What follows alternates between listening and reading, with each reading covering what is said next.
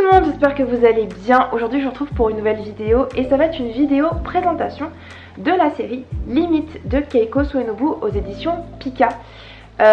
D'ores et déjà, regardez cette couverture, on ne va pas être dans un shoujo ordinaire puisqu'il s'agit bien d'un shoujo pourtant.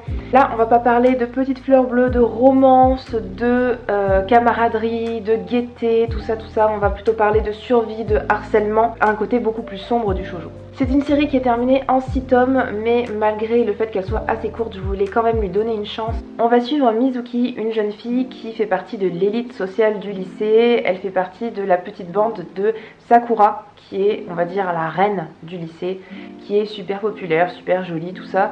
Mais avec la popularité vient aussi la bêtise des fois, et ces jeunes filles s'amusent à harceler d'autres personnes. Et beaucoup de personnes y passent, et notamment Morishige, qui est une jeune fille un petit peu rondouillarde au fond de la classe que personne ne voit en fait, dont personne se soucie. Ce petit monde va s'écrouler lorsque le bus qui les emmenait en voyage scolaire tombe dans un ravin et la grande majorité des camarades de Mizuki meurent. À partir de là, il ne reste que 5 jeunes filles, dont Mizuki, et qui vont devoir cohabiter, qui vont devoir coopérer pour essayer de se sortir de là, sachant qu'elles n'ont pas de réseau, qu'elles n'ont rien à manger et qu'elles ne savent pas si elles vont mourir ici ou si miraculeusement quelqu'un va venir les aider. Vous voyez un peu les choses venir, Mizuki va subir un retournement de situation.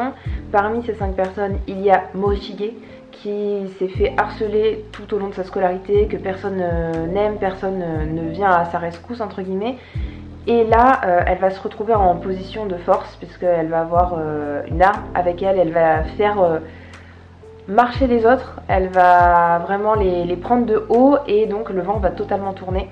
Et Mizuki va se rendre compte que elle aurait dû peut-être faire un peu plus attention avant et que elle croyait qu'elle était tirée d'affaire et qu'elles allaient serrer les coudes, mais en fait pas du tout parce que il y a cette rancœur, il y a cette volonté de vengeance limite de Morishige. J'ai trouvé l'intrigue super cool dans ce premier tome.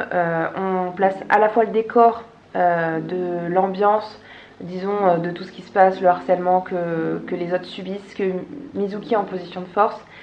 Et puis ensuite on bascule aussi assez rapidement dans tout ce qui est survie, en fait du coup on perd pas de temps, c'est ça que je veux dire, c'est qu'on est vraiment dans une dynamique dès le début, c'est pas un tome introductif, il se passe énormément de choses.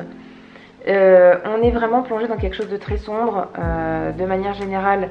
Voilà, je tombe sur cette page, donc voilà, Morishige, donc qui est cette personne là qui sort avec son espèce de faux. Il y a beaucoup de dessins très grands pour vraiment nous immerger complètement dans l'histoire et je trouve ça super chouette. J'aime bien les dessins, je trouve qu'ils sont très sympas. Et voilà, il y a vraiment une tension qui est bien menée. Les personnages me plaisent beaucoup. Je trouve qu'on tourne quand même pas mal dans ce premier tome sur cette histoire de harcèlement et sur le fait que oui, en fait, on n'aurait pas dû faire ça. On tourne un petit peu toujours autour de la même idée et c'est un petit peu...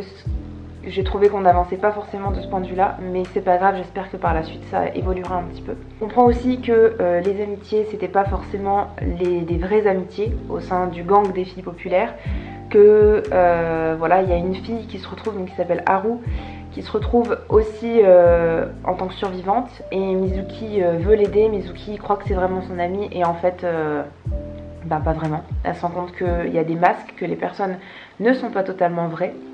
Et que dans ce monde-là de la popularité, en fait, les gens se marchent dessus et ne font que faire semblant finalement.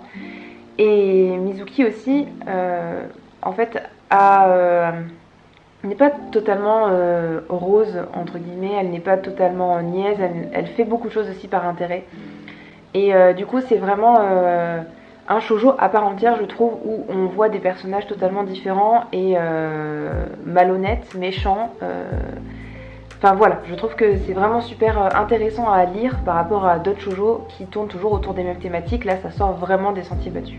J'ai hâte de voir ce que ça va donner par la suite parce qu'on a vraiment 5 personnages avec 5 personnalités différentes. On a une fille très calme, très posée, très intelligente, qui est très logique et qui va peut-être leur permettre de sortir de là. Une fille qui s'est blessée, qui a très peur, qui sait pas trop quoi faire, qui est un peu pleurnicharde. On a donc notre fameuse Morishige qui, elle, s'est prise pour le dieu tout-puissant et qui mène les autres à la baguette, alors qu'avant, elle se faisait marcher dessus. Et on a aussi Haru, donc l'ami de Mizuki, mais qui est en très mauvais état psychologique et physique. Et puis on a Mizuki, notre héroïne, comment est-ce qu'elle va faire pour s'en sortir. Sachant qu'à la fin, il y a vraiment une tension entre les deux, hein. Qui c'est qui mangera pas, qui c'est qui sera l'esclave et qui c'est qui sera le roi. Bref, on est tout de suite mis dans le bain et j'ai vraiment adoré ma lecture. Donc si ça vous tente, surtout n'hésitez pas. C'est un super shoujo que je vous conseille si vous avez envie en plus de lire des shoujos qui sortent de l'ordinaire. Voilà, c'est tout pour ma vidéo. J'espère qu'elle vous aura plu, qu'elle vous aura donné envie de découvrir ce shoujo. J'espère que vous tenterez l'expérience parce que moi j'ai beaucoup aimé ce premier tome. En attendant, je vous dis à bientôt dans une prochaine vidéo. Ciao ciao!